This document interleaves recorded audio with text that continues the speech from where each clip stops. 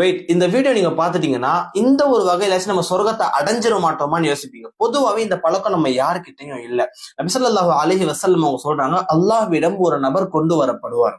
அந்த நபர் அல்லாஹ் கிட்ட வந்து நின்ன பிறகு அல்லாஹ் அவரை பார்த்து சொல்லுவானா, நீ இந்த பாவம் செஞ்ச, இந்த பாவம் செஞ்ச, எல்லா பாவத்தையும் சுட்டி காட்டுவான்.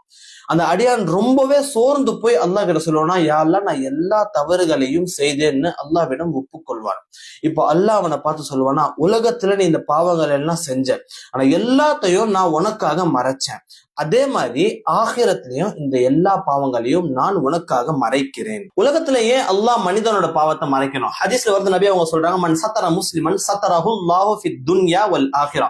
யார் தன் சகோதரருடைய பாவங்களை இந்த உலகத்தில் மறைக்கிறாரோ அவருடைய பாவங்களை அல்லாஹ் இந்த உலகத்திலேயும் ஆகிரத்திலேயும் மறைக்கிறான்.